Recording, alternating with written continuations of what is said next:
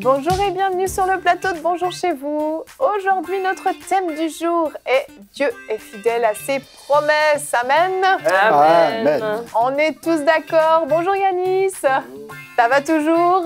Ça va très fort. Tu restes avec nous après 2 jours où tu nous as grandement bénis. Tu continues, c'est bon? Oui, avec plaisir. Ça, il reste ici parce qu'il y a la chaleur à l'EMC. C'est ça, on est bien, on est au chaud et une chaleur humaine, rien Fraternelle. de mieux. Fraternelle, exactement. Yanis, tu vas travailler dans cette émission, tu vas faire la pensée du jour. Tu vas répondre à une question dans Pasteur, j'ai une question. Combien de fois doit-on rappeler à Dieu ses promesses pour être exaucé? Ça va t'inspirer pour la réponse? On va essayer.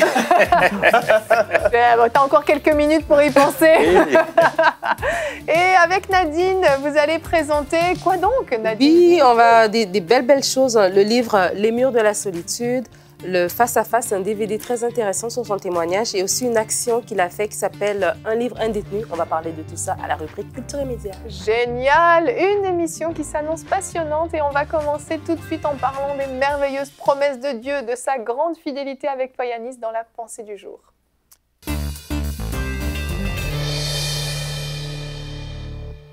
Dieu est fidèle à ses promesses. Amen.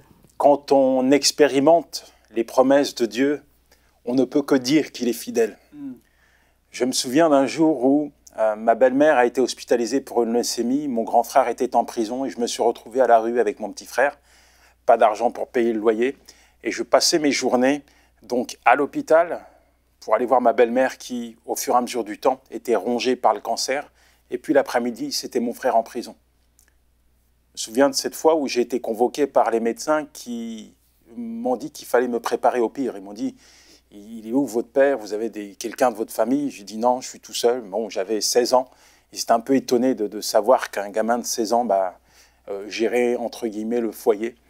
Et m'arrivait de marcher dans la rue sans avoir la force de contenir mes larmes, tellement j'étais à bout, fatigué. Tout était sombre autour de moi. Et j'ai un jour levé les yeux vers Dieu et j'ai dit, Seigneur, cette personne qui est ma belle-mère, c'est la seule personne qui est là. Et si elle meurt, qu'est-ce que je vais devenir? Qu'est-ce que mon petit frère va devenir? Qu'est-ce que mon grand frère va devenir? Je te demande de la guérir. Et j'ai reçu une réponse instantanée de la part de Dieu. Instantanée. Il m'a dit, je la guérirai. Et cette parole, cette promesse, je l'ai mise sur mon cœur. Et alors que rien n'allait, aucun semblant d'amélioration de sa santé, aucun signe de guérison n'était probant, je gardais cette promesse sur mon cœur. Et il y a eu le temps de Dieu. J'ai vu Dieu entrer en scène, Dieu entrer en action. Il a posé sa main sur ma belle-mère, il l'a guérie, il l'a restaurée, il l'a remis debout. Et elle est sortie de l'hôpital et elle a vécu de longues années. Amen.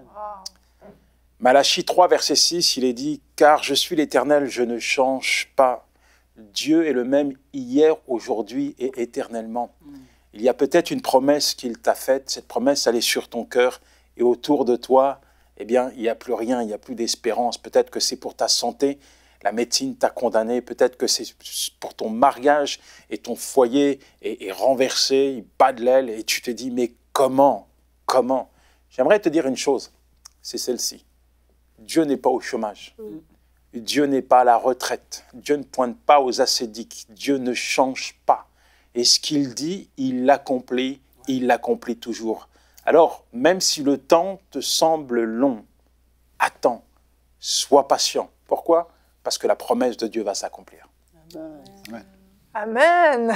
Dis donc, Yanis, ces témoignages sont tous plus fous les uns que les autres. C'est extraordinaire. Je ne sais pas combien de vies tu as eues en une seule vie, mais on est tellement reconnaissant à Dieu de ce qu'il a fait de toi. Tu as vécu des choses vraiment difficiles. Mais cette promesse que Dieu t'a faite avec ton cœur d'adolescent qui connaissait à peine Dieu en réalité, tu y as cru. J'ai cru. Tu y as vraiment cru. Jésus compare souvent la foi à celle d'un enfant. Bon, moi j'ai 16 ans, je suis encore quelque part un enfant. Voilà, j'ai envie de croire. Quand il n'y a plus rien, on se lève vers Dieu. C'est souvent quand il n'y a plus rien, d'ailleurs, que la créature se tourne vers le Créateur Oui. et commence à l'invoquer. Et moi, je regarde là-haut et puis je reçois cette promesse dans mon cœur. Je vais la guérir. C'est extraordinaire. C'est extraordinaire parce que cette promesse, Dieu te l'a faite à toi, mais Dieu nous a tous fait des promesses. Et très souvent, on a tendance à remettre en question la promesse, comme tu le disais dans ta pensée, quand le temps commence à passer, quand les jours passent, les mois passent, voire parfois même les années passent. Et cette promesse, on commence à se dire, mais finalement, est-ce que c'est vrai ? Est-ce que vraiment Dieu va le faire? Est-ce que vraiment Dieu est capable de le faire? On remet même en question parfois la capacité de Dieu. On va voir notre verset du jour aujourd'hui qui est dans les psaumes, le psaume 119 au verset 49.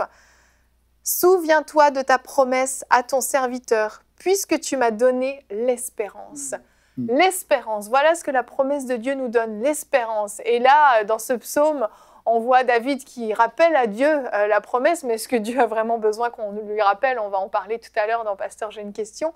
Mais on voit cette promesse qui donne de l'espérance. Et c'est vraiment ce que Dieu fait lorsqu'il a des promesses pour nous. C'est ça. Puis, il ne faut pas oublier que Dieu n'est pas un homme pour mentir. Ce qu'il le dit, il le fait.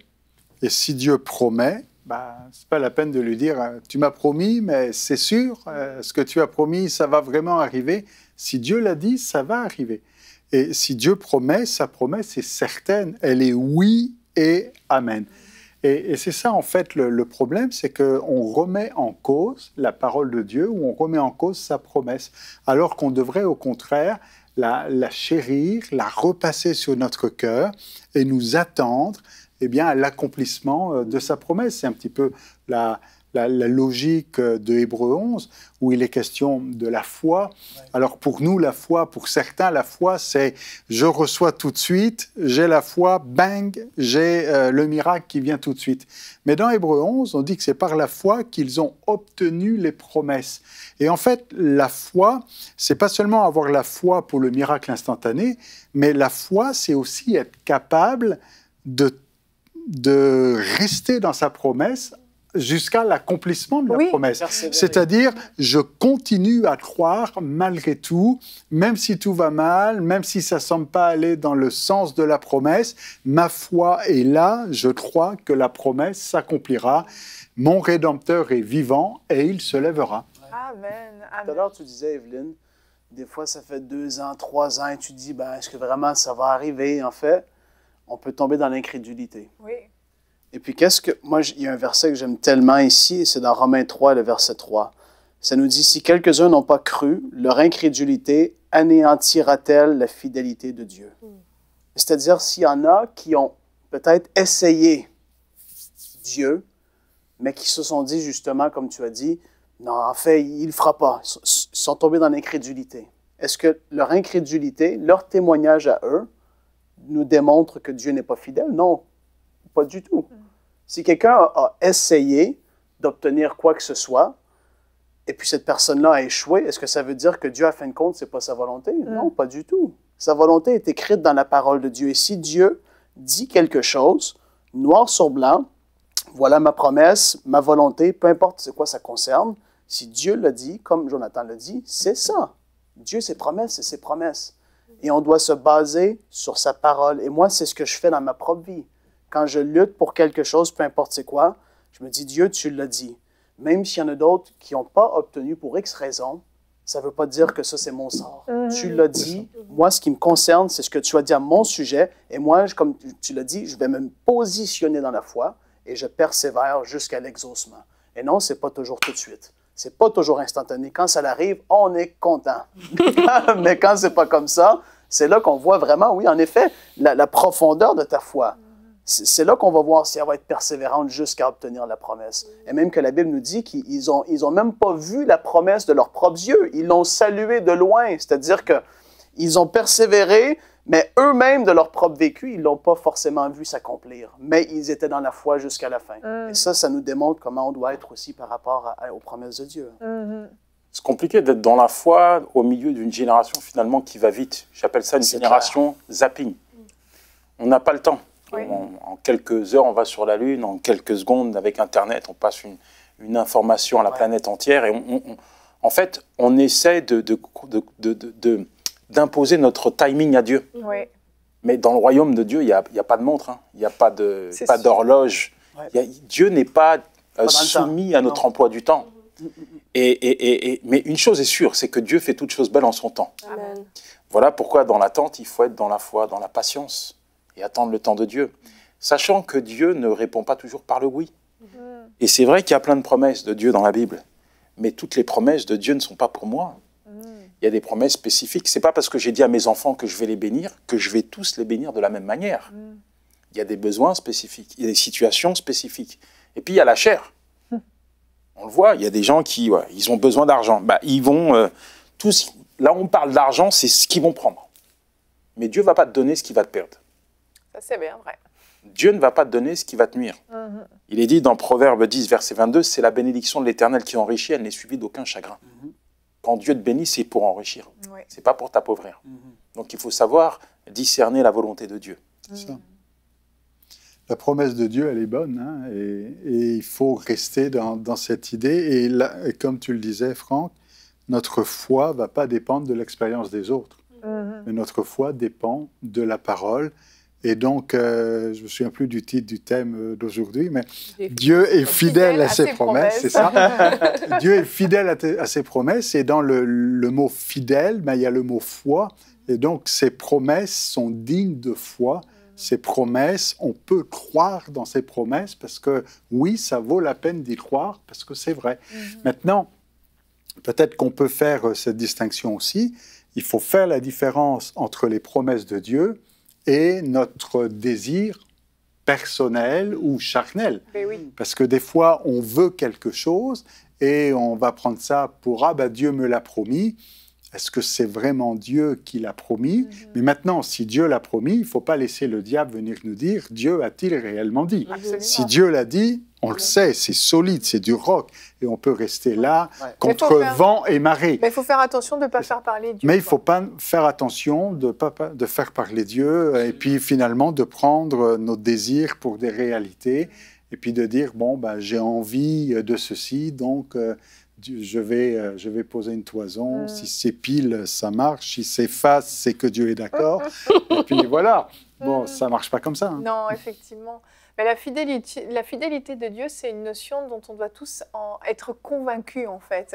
Et comme tu le disais dans ta pensée, toi, du haut de tes 16 ans, à ce moment-là, la fidélité de Dieu, tu n'en connaissais pas grand-chose, mais tu savais qu'il y avait un Dieu quelque part là, dans l'univers. Et que lui, quand il dit quelque chose, il l'accomplit. Apparemment, tu en étais convaincu parce que tu as cru en cette promesse. En fait, ma foi, à cet instant-là, j'avais la foi qui était irrationnelle. Oui, complètement. Déraisonnable. Complètement. Mais c'est la foi qu'on devrait toujours avoir. La foi, c'est la ferme assurance des choses qu'on espère, la démonstration de celles qu'on ne voit pas. Absolument. Et je crois que quand Dieu donne une promesse, il faut la serrer dans notre cœur jusqu'à son accomplissement. C'est ça. Il est fidèle, il est fidèle. C'est ça, il faut en être convaincu, mais parfois j'ai l'impression qu'on déforme un peu l'image de Dieu. Ouais. Un Dieu qui finalement aime à nous tester, à nous mettre dans des situations compliquées pour voir comment on réagit. Et puis toute cette image d'un Dieu fidèle commence à se tordre un petit peu. Il y a une chose importante, je dis souvent que Dieu ne s'amuse pas avec nous. Oui. L'homme peut s'amuser, parfois il s'amuse avec Dieu, c'est-à-dire qu'aujourd'hui je me tourne vers Dieu parce que j'ai besoin de lui. Et puis quelque part je vais lui imposer ma volonté, et puis si je lui impose, s'il n'accepte pas de me donner ce que je souhaite, moi je m'en vais. J'aurais essayé. Oui. Mais Dieu ne s'amuse pas avec nos émotions, nos sentiments, ces choses-là.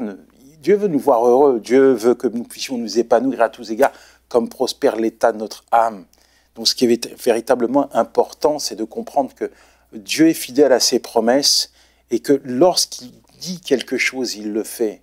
Il ne va pas te décevoir, il ne va pas te négliger, il ne va pas oublier sa promesse. Il va l'accomplir. Oui. Il achève toujours ce qu'il dit. Amen. C'est ça, c'était... Vas-y. Tu n'as pas parlé encore, honneur aux dames. Là, Vas-y, Nadine. Quelle belle galanterie. Non, j'allais juste dire j'ai l'impression que ça va être bon. Oh non, là, vous mettez la pression. Tout le monde écoutait à la maison. On ne va pas t'interrompre. Oh là là, c'est pas possible. Non, j'allais juste dire que c'est important de garder son cœur d'enfant. Parce que quand on grandit, on veut grandir et c'est normal, on veut s'épanouir, on veut devenir sérieux, devenir adulte et tout ça. Mais je crois que c'est important de garder notre cœur d'enfant à ce qui a trait à la foi, à ce qui a trait aux choses de Dieu. Parce que ce qui arrive, c'est que des fois, Dieu, il est fidèle à ses promesses, mais c'est nous qui ne sommes pas fidèles.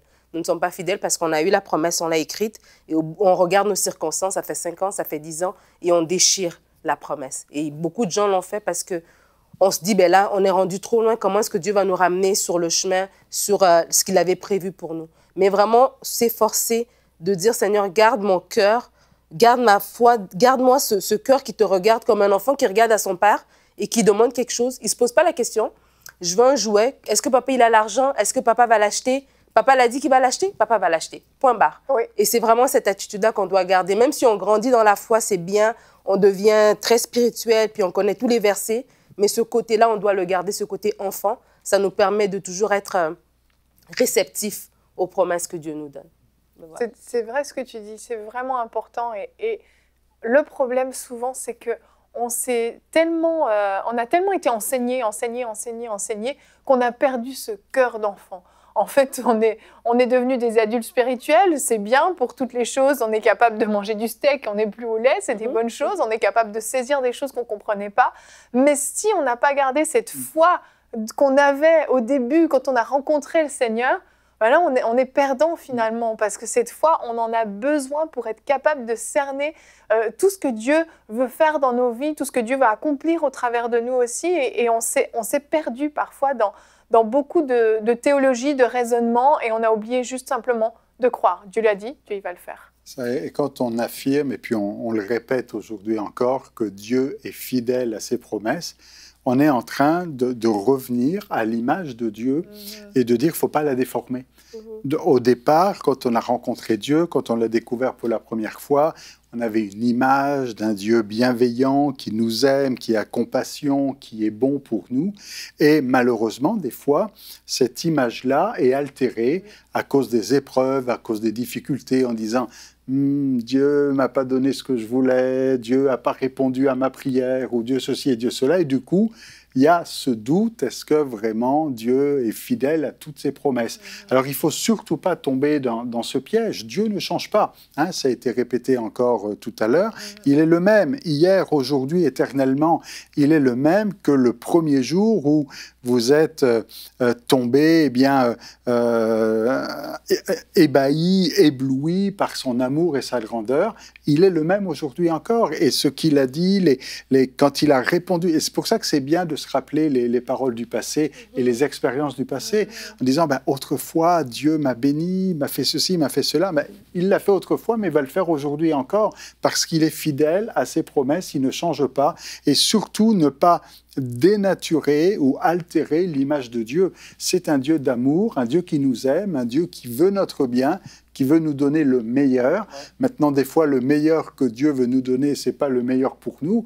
Hein, des fois, mes enfants voulaient manger des bonbons tous les jours, mais il faut manger des épinards de temps en temps. Hein. Bon, alors peut-être que nous, on est comme des enfants où on aimerait avoir un peu plus de bonbons et moins d'épinards, mais Dieu sait ce dont on a besoin, il faut lui faire confiance. En tout cas, quoi qu'il en soit, quand on arrivera à la fin de notre parcours, et quand on arrivera au ciel avec une connaissance absolue, peut-être qu'aujourd'hui, certains vont dire « Oui, mais là, je ne comprends pas pourquoi Dieu a fait ça », et puis ils sont un peu frustrés. Mais quand ils vont arriver au ciel, ils vont dire « Ah, je comprends, ben oui. J'aurais mieux fait de rien dire. » C'est ça. Exactement, exactement. Il ne faut pas tomber dans du favoritisme non plus, parce que Dieu fait exception de personne. Et souvent, on peut se dire, ben, tu disais, Jonathan, il l'a fait dans le passé, ça c'est important de le voir. Il ne faut pas se fier à des gens qui n'ont pas obtenu la promesse, il faut regarder à des gens qui ont vécu des percées. Et ça, c'est important de le faire et de s'inspirer de ces gens-là, parce que parfois, c'est plus difficile, c'est vrai, pour quelqu'un qui est plus nouveau dans la foi, de regarder dans la parole de Dieu, et de voir une femme qui était atteinte d'une perte de sang, qui va à Jésus, qui lui touche, elle reçoit sa guérison tout de suite, et de tout... Elle dit, mais oui, mais ça fait 2000 ans de ça, et moi, comment... Mais quand tu regardes ton voisin qui a vécu la percée, il y a 1 mois de ça, tu te dis, ouais, lui, il l'a vécu. C'est encore vrai aujourd'hui. Jésus guérit encore, Jésus fait encore des miracles, Jésus fait encore... Et tu te dis, mais il fait encore aujourd'hui, donc je peux vraiment... Oui, en effet. Puis ça, c'est important, parce que comme j'ai dit, tant que tu n'es pas affermi ou que tu n'as pas vécu des choses, c'est bien de pouvoir regarder des personnes autour de toi qui ont vécu des percées et de se dire, mais il le fait pour lui et il dit qu'il ne fait pas d'acception de personne, ça veut dire qu'il va le faire pour moi aussi. S'il le fait pour un, il va le faire pour chacun de nous qui allons manifester la foi, parce qu'il est fidèle à ses promesses. Amen, amen. et vient l'accomplissement. Quand l'accomplissement vient, se manifeste, là, enfin, c'est comme une certitude, une conviction, une assurance de la fidélité de Dieu. La repentance aussi, parfois, d'avoir été incrédule. Oui. Oui. Pourquoi j'ai douté? Si j'avais su. Je me souviens d'une fois, bon, il y a quelques années, parce que Dieu a travaillé ma foi depuis. On devait partir en vacances. Et Dieu m'avait dit, vous allez partir en vacances. OK, Dieu nous a dit, on va partir en vacances. On était heureux avec les enfants. Donc, on fait une réservation. Et voilà, ça coûtait il y avait un coût. Bon, tout était calculé. OK, on va partir en vacances. Et puis, une semaine avant le départ, on reçoit une facture. Aïe. La facture, c'est le coût de la réservation. et je me dis, mais en fait, ma pensée charnelle a annulé la promesse de Dieu. C'est-à-dire que ma pensée rationnelle a pris le dessus sur la promesse, est venue étouffer la promesse. Pas anodin comme ça, mais j'ai annulé les vacances. J'ai annulé les vacances. Je dis à ma femme, je dis aux enfants, on ne part plus en vacances, je dois payer la facture. Et donc les enfants pleuraient, tout le monde était attristé, on ne va pas partir en vacances. Et 2-3 jours plus tard, après l'annulation, j'ouvre ma boîte aux lettres et je reçois un don qui dépassait non seulement ce que je devais payer, mais aussi la location. Et j'avais annulé les vacances. J'espère que tu as réservé. Ben, c'était trop tard. C'est trop tard. Donc, ça fait 5 ans qu'ils ne sont pas allés en vacances. C'est trop triste. Ah ouais, mais on le là, voit tu dans la te Bible, repens. l'histoire d'Israël. Ils voient Dieu les délivrer, et puis voilà, on va mourir, envoie-nous dans le désert, en Égypte. Oui. Et puis Dieu manifeste sa gloire.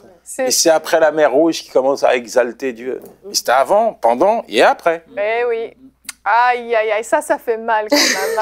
Mais on apprend. Mais c'est des très bonnes leçons qui marquent. Et je pense que si Dieu te redit on part en vacances, tu pars en vacances, là c'est sûr, là tu boucles. Et Dieu nous instruit quand même. Dieu nous instruit. Là tu choisis une belle destination avec un bel hôtel. Et Yanis, je reste avec toi. Oh, j'avais une citation, j'aimerais juste qu'on regarde notre citation de Corrie ten Boom dont on a parlé la semaine dernière, si je ne me trompe pas. Que les promesses de Dieu brillent au-dessus de vos problèmes. J'aimais beaucoup cette citation qui nous permet parfois de relativiser un peu les problèmes, les difficultés par lesquelles on passe en se souvenant des promesses de Dieu. Et Corrie ten Boom en connaît un rayon sur les problèmes, les épreuves. Mais je pense que si elle dit ça, c'est qu'elle a vu les promesses de Dieu s'accomplir par-dessus ces problèmes. Amen. Yanis, tu vas répondre à la question de Claudia maintenant dans Pasteur, j'ai une question. Donc, combien de fois doit-on rappeler à Dieu ses promesses pour être exaucé? Parce qu'on l'a vu dans notre verset du jour, David a dit « Souviens-toi de mes promesses ». Alors, est-ce que c'est nécessaire de le faire? Je pense qu'il faut lui rappeler 10 à 20 000 fois ah oui. par jour. Donne-moi ma promesse. Donne-moi ma promesse. Tu n'as pas peur que ça le fatigue? David parle de souviens-toi, mais je pense que, bon, je ne suis pas théologien, mais souviens-toi apparaît peut-être 240 fois dans la Bible. Souviens-toi, souviens-toi, souviens-toi, mais pas pour les mêmes raisons. Mais oui. Des fois, c'est Dieu qui le dit au peuple aussi. Donc pas pour les mêmes raisons. J'ai promis à mon fils de 17 ans de lui payer son permis de conduire et de lui acheter une voiture. Je pense bien que s'il me dit aujourd'hui donne-moi les clés de ta voiture, je vais aller me balader, je vais lui dire non. Oui, parce que c'est pas possible. Il y a un temps pour tout. Et je pense que quand Dieu fait une promesse, comme on l'a dit, on vient d'en parler, il l'accomplit en son temps. Après, il faut quand même, et ce que Jonathan disait, dissocier entre ce qui vient de mes sentiments, ma chair, mes désirs, et la volonté de Dieu. Donc, si cette personne est vraiment convaincue que ça vient de Dieu, ce n'est pas la peine de lui rappeler. Il s'en souvient parce qu'il n'est pas amnésique et il va l'accomplir. Il va l'accomplir. Sois patiente, attends et tu verras. Amen, amen, tout simplement. Pourquoi se compliquer la vie? C'est une histoire de foi, encore une fois. Et on voit que c'est nécessaire de croire en la fidélité de Dieu. Parce que si on lui rappelle sa promesse, ça veut dire que finalement, on n'est pas convaincu qu'il va le faire. Et qu'on se dit, il faut que je lui rappelle pour qu'il s'en souvienne. Oui, c'est ça. Donc, il faut se méfier un petit peu de ce genre de versets. Parce que dans les psaumes, on a beaucoup de versets de frustration. Oui, c'est sûr. Seigneur, comment ça se fait que le méchant, ça marche, et puis moi, ça ne marche pas? Seigneur, pourquoi est-ce que tout va bien, puis moi, bon. Mais après, il y a une pause, il y a un interlude musical, il dit « Je louerai l'Éternel ». Et David se ressaisit. Il se ressaisit et ça va mieux. Mais donc, quand il dit « Seigneur, jusqu'à quand m'oublieras-tu » Non, mais Dieu ne l'a jamais oublié. Et de la même manière, quand on dit « Seigneur, souviens-toi de tes promesses », ce n'est pas, à mon sens, à mon avis, une bonne prière. C'est plutôt « Seigneur, rappelle-moi ta promesse, j'ai besoin que tu me le redises à nouveau pour que je puisse rester ferme dans cette promesse-là. » Donc c'est plus dans ce sens-là qu'il faut prier, mais non pas de dire « Seigneur, là, tu as oublié ». Non, il n'a pas oublié. C'est ça. Vaut mieux rappeler à Dieu qu'on croit en lui, qu'on s'attend à lui et qu'on se souvient de la promesse qu'il nous a faite plutôt que de rappeler à Dieu sa promesse. Mais c'est vrai que des fois, puis c'était le cas pour Abraham, c'est vrai des fois que c'est bon quand Dieu nous dit une fois de plus, bon, tu sais, je t'avais promis ça tient toujours, hein, je te le promets encore. Surtout comme Abraham. Ça va se faire, je ne t'ai pas oublié. Hein. C'est clair. Et on aime ça, et puis ça fait du bien, et puis ça nous encourage. Non, alors qu'on demande à Dieu de nous rappeler sa promesse, oui, ça c'est correct. Mais c'est Dieu qui nous rappelle à nous la promesse. Exactement, tout à fait, Claudia. Je pense que vous avez eu la réponse à votre question. Si vous avez d'autres questions, vous pouvez nous écrire à l'adresse pasteurj'ainequestion@emcitv.com. On continue avec la rubrique Culture et médias.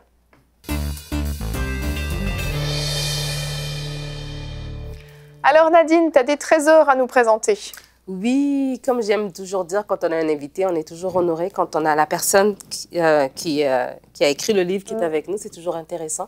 Aujourd'hui, on va parler des différents projets de Yanis Gauthier et des différents outils qu'il a en ligne disponibles pour nous sur son site, que je vais dire tout de suite, yannickgauthier.fr. yannisgauthier.fr. Et il a écrit un livre ici qui s'appelle « Les murs de la solitude », qui est en fait son témoignage. Ici, tu as quelques minutes. Je sais que vous allez en parler déjà dans... c'est mon histoire, mais je voulais quand même qu'on puisse en parler parce que c'est un livre tellement poignant, tellement bouleversant. Il y a des témoignages qu'il a sur YouTube, mais lire le livre, ça vaut vraiment la peine. Puis si tu veux juste nous en parler quelques minutes. Eh bien, c'est une sombre histoire, en tout cas une partie de ma vie qui se finit bien, un petit peu comme dans un film. Le happy end. Yes. Un film américain. Le mot de la fin. Le film français. Il y a l'histoire de ma vie où je raconte donc tout ce que j'ai vécu, mon enfance, mon adolescence, et puis ma vie d'adulte et comment, malheureusement, j'ai aussi connu la détention. Et puis, voilà, il y a eu l'intervention de Dieu, il y a eu un changement, un bouleversement dans ma vie. Donc, j'amène progressivement... en tout cas celui le lecteur, à me découvrir au travers de ma vie. Et voilà, c'est toujours compliqué d'avoir un regard un petit peu sur soi, parce que, comme je le dis souvent, mon histoire ressemble à beaucoup d'histoires, de beaucoup de gens qui sont à l'extérieur et qui malheureusement mènent une vie chaotique. Et la seule différence, c'est j'ai rencontré Dieu. Et je crois que, oui, Dieu, à travers de cette histoire, apporte une lumière dans les cœurs sombres. Et voilà, c'est un message d'amour, d'espérance, une histoire d'amour aussi. Et je dis dans ce livre, finalement, quelle que soit la vie qu'on a vécue avec Dieu, c'est possible de s'en sortir. Il y a un message de la fidélité de Dieu aussi. Et justement, parce que vous avez été détenu, ça a ouvert aussi votre cœur au milieu carcéral, parce que nous qui n'ont pas passé par là, on ne sait pas ce qui se passe là-bas. Et il y a une action qui a été menée par Yanis qui s'appelle « Un livre, un détenu ». On en avait parlé il y a quelques mois ici à Bonjour chez vous. Et l'idée, en fait, c'est de faire, il y avait d'abord ramasser des fonds pour acheter les livres et ensuite les distribuer dans les différentes prisons de France, mais aussi outre-mer, et puis dans toute la francophonie, en fait. Et puis, si tu veux nous en parler un petit peu. Le titre a changé du livre un peu? Oui. Oui, c'est ça, j'allais te demander, tu as fait une nouvelle version. En fait, oui, révisée, amplifiée, de manière à être beaucoup plus simple dans l'écrit. Le message plus accessible. Dans le message plus accessible. Ce projet naît d'une vision. Un jour, j'étais en train de dormir et Dieu m'amène dans une prison et toutes les portes des cellules sont ouvertes. Il n'y a plus un seul détenu et Dieu me dit « J'apporte un réveil dans les milieux carcéraux ». Amen. Wow. juste extraordinaire. Et ça m'a convaincu, parce que j'étais pas convaincu que les gens seraient convaincus de semer 1 euro pour un détenu qui a fait du mal à la société. Et souvent, on a un regard qui est dur sur les prisonniers. On se dit, bah, ils sont là parce que ils méritent. C'est une punition. Oui, d'accord, en prison, il y a des gens qui ont fait du mal, des gens qui ont volé, des gens qui ont fait telle ou telle chose, mais la grâce de Dieu, elle est pour tout le monde. Amen. Il n'y a pas de favoritisme, mais elle est illimitée. Et donc, on a lancé ce projet qui n'est pas humain, qui est divin. Amen. Et je le crois fermement que c'est divin et que Dieu va amener ce projet à aboutissement parce qu'il me dépasse. Il me dépasse, mais il ne dépasse pas Dieu. Amen. Et on a fait une levée de fonds pour avoir 79 000 livres. Ça correspondait aux 79 000 détenus de France et dans les dom-toms. Les aumôniers sont nos ambassadeurs. Et donc, on a amorcé une distribution un peu partout. Quarantaine de prisons aujourd'hui ont commencé à distribuer les livres. C'est quelque chose qui se fait dans le temps. Et puis, non seulement ça se fait dans le temps, mais vu que la prison, c'est un turnover, donc il y a beaucoup de gens qui sortent et puis qui reviennent. Donc pour moi, ça ne va pas s'arrêter. Là, c'était un projet l'année dernière, mais je pense qu'il faudra faire plus. Donc je me suis rendu à La Réunion, en Martinique, j'irai en Guadeloupe bientôt. Je me suis rendu en bas de la terre, en Nouvelle-Calédonie. Sur la photo, là? Sur la photo, c'est la Nouvelle-Calédonie. J'ai participé donc à... Et on peut voir en Nouvelle-Calédonie EMC TV en prison. Hein. Oui. Ça, c'est vraiment superbe. Ouais. On salue tous les détenus de la Nouvelle-Calédonie, d'ailleurs. et donc, j'ai participé à une journée pour les prisons. Il y avait des avocats, des procureurs, des juges, etc., qui étaient là, plus d'1 millier de personnes. J'ai pu partager ma vie. Et c'était vraiment extraordinaire à un tel point que le dimanche d'après, la juge d'instruction a donné l'autorisation à tous ces détenus-là de venir assister au culte, entendre le message de l'Évangile. À l'extérieur de la prison? À l'extérieur, en dehors. Elle a donné la permission à ces détenus de venir. Allez voir Yanis Gauthier. C'est énorme, c'est énorme. Et donc, je suis aussi au Canada parce que l'action a fait des émules. Et les aumôniers donc, du Canada m'ont contacté, on a échangé. Et donc, j'ai été en prison il y a quelques jours. On avait déjà envoyé des livres. On a amorcé une petite distribution. En réalité, on voudrait distribuer des livres à tous les détenus. C'est beaucoup plus facile ici de le faire qu'en France parce qu'il faut des autorisations, etc. en France. Donc, c'est assez particulier. Mais là, donc, on prie pour ça, pour qu'on puisse avoir la provision pour la distribution. C'est ça, parce que tu as encore besoin de fonds financiers ou tu as besoin de personnes pour distribuer? Alors, pour le Canada, on a besoin de fonds financiers parce que les dons qu'on a reçus, c'était pour la francophonie, c'était pour la distribution, mais ça dépasse parce que sur la Nouvelle-Calédonie, il y a tout ce qui est frais de port, etc. C'est très, très coûteux. Et donc, on essaye de voir les bonnes personnes pour imprimer sur place, ce qui allégerait les coûts. Et sur le Canada, donc, c'est quelque chose de nouveau. Donc voilà, il y a des aumôniers qui veulent cet outil. Il y a des détenus qui ont déjà lu ce livre et il faut distribuer. C'est ça. On prie Dieu, provisionne. Mais quand Dieu donne la vision, il donne la provision. Amen. On peut soutenir sur le site. Aller sur son site yanisgauthier.fr. C'est vraiment, moi je trouve ça tellement merveilleux ce projet ici. Il y a une citation que j'ai trouvée de vous en fait sur internet qui m'a vraiment touchée, je veux la lire, il dit au travers de ce projet, c'est une belle porte qui s'ouvre au sein du milieu carcéral. Un aumônier me disait dernièrement qu'un imam lui avait demandé des livres afin de les distribuer aux membres de sa communauté. Donc on ne sait pas jusqu'où ça va aller. Et vraiment juste de dire ok je vais donner un euro, un 5 $, un 10 $, un 20 000 francs, peu importe. Si ça peut aller à toute la francophonie au-delà de la France et du Canada, ce serait merveilleux. Si tu me permets, arrêtons d'être spectateurs de ce qui se passe en prison. La prison, c'est une terre de radicalisation, dans tous les sens du terme. On a des enfants qui ont grandi dans une belle famille, qui arrivent en prison pour des raisons X ou Y, qui se radicalisent, qui partent en Syrie, qui font n'importe quoi. Il y en a qui basculent dans l'univers de la délinquance. Et nous, on regarde et on subit. On peut faire quelque chose. Que ce soit par ce projet-là ou d'autres projets, on peut agir. Il y a des gens qui n'iront pas en prison, il y a des gens qui n'interviennent pas en prison, mais il y en a d'autres qui travaillent en prison. Il y a des aumôniers, il y a des intervenants, des conférenciers, des témoins vivants de la grâce de Dieu. Et je pense qu'on doit soutenir ces personnes. Ce n'est pas simplement Yanis Gauthier, c'est notre combat d'aujourd'hui. Et ça nous concerne parce que nos enfants ont grandi et nos enfants demain peuvent aller en prison. Je vois beaucoup d'enfants chrétiens qui sont en prison. Donc c'est vraiment, j'étais en prison, vous êtes venus vers moi. C'est vraiment la volonté de Dieu d'aller prêcher à des personnes qui sont en prison. Amen. Amen. Et on va regarder un DVD face à face. On va regarder un petit extrait, en fait, c'est son histoire, et on va regarder un petit peu.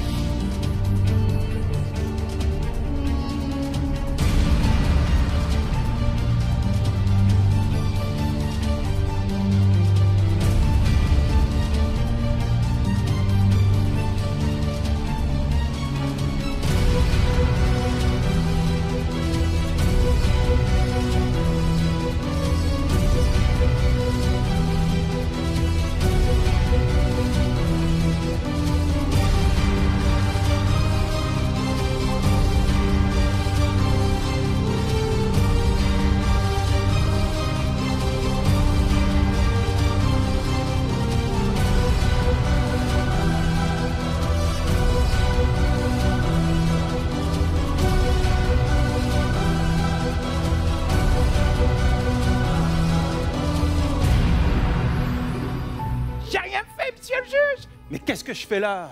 Mais pourquoi, sérieux? Pourquoi? Qu'est-ce que je t'ai fait encore? C'est bon. Je sais que je suis pas un ange. Mais franchement, au placard pour des braquages. Wellou, il n'y a que 3 choses qui comptent. La drogue, les potes et l'argent. J'ai eu de l'argent. Je voulais être comme eux, moi. Quelle misère. Tout seul, j'ai personne.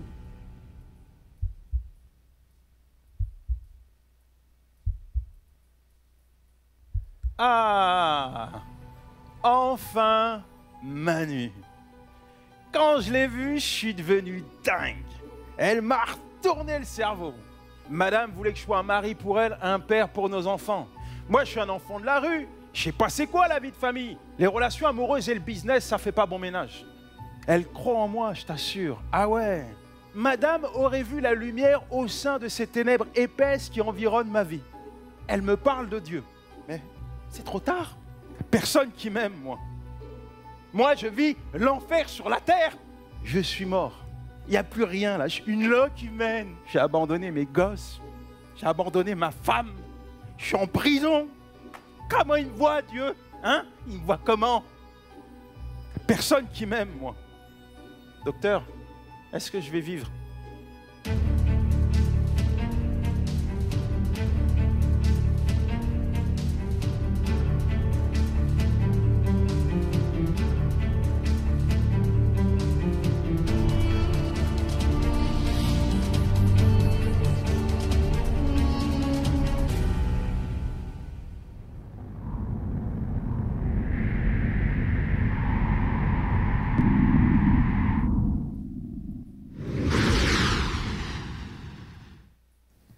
Wow, c'est percutant, hein? Vraiment. C'est émouvant. C'est un one-man show que tu as fait, c'est ça? Stand-up, ouais. Que tu as fait plusieurs fois? Il y a eu plusieurs Un seul en scène. Pardon? Seul en scène. On dit un seul en scène. C'est-à-dire? Tout seul en scène. Ah, d'accord. On parle français. Seul en Je voyais ça en un seul mot. Donc, Oui, je fais plusieurs représentations, que ce soit dans les salles municipales, dans les structures académiques, des projections dans les prisons. Un bel outil d'évangélisation à disposition des églises c'est et super. puis de ceux qui veulent organiser des événements. Super, vraiment. C'est, comme il dit, c'est un outil d'évangélisation merveilleux. Il n'y a rien de mieux que le témoignage personnel et son témoignage est percutant. Et la façon dont il emmène, je crois qu'il y a une onction aussi de Dieu. À chaque fois qu'il parle, je l'ai déjà entendu, mais à chaque fois que je l'entends, c'est comme ça vient vraiment me chercher. Et j'encourage les gens à se procurer le DVD sur son site, yanisgauthier.fr. Achetez-le, Il est disponible distribuez-le. aussi sur MC. Et MC Boutique aussi. Ah, c'est vrai. C'est mieux. C'est mieux encore. Ah, Yanis, c'est mieux. Procurez-vous ce DVD, donnez pour un livre à détenu, ne restez pas, comme il a dit, spectateur. Vous pouvez agir déjà avec vos sous. Exactement. Merci. Merci infiniment, Yanis, pour tout ce travail de qualité que tu fais pour la francophonie. Vraiment, on a besoin de personnes comme toi. Et merci d'être venu sur le plateau de Bonjour chez vous. Comme je l'ai dit, on te retrouve la semaine prochaine dans la rubrique C'est mon histoire, avec encore une histoire. Moi, il faut que je m'accroche. Hein. À chaque fois, ça remue beaucoup d'émotions. Plus extraordinaire que jamais, tu nous parleras de comment Manu, cette fameuse Manu, ta femme actuelle, a joué un rôle extraordinaire dans ta conversion. Quant à nous, on se retrouve demain. C'est le moment d'entrer dans ton appel, sera notre thème du jour. Et nous aurons la rubrique C'est mon histoire avec Audrey Mac qui nous raconte comment elle est entrée dans son appel de missionnaire. Une émission qui s'annonce très très intéressante et surtout qui va booster certains d'entre vous. Donc si vous êtes sur le point d'entrer dans votre appel, regardez cette émission, vous allez y entrer plus vite que prévu, vous allez voir. Merci encore Yanis d'être venu sur le plateau de Bonjour chez vous. Soyez tous bénis et bonjour chez vous.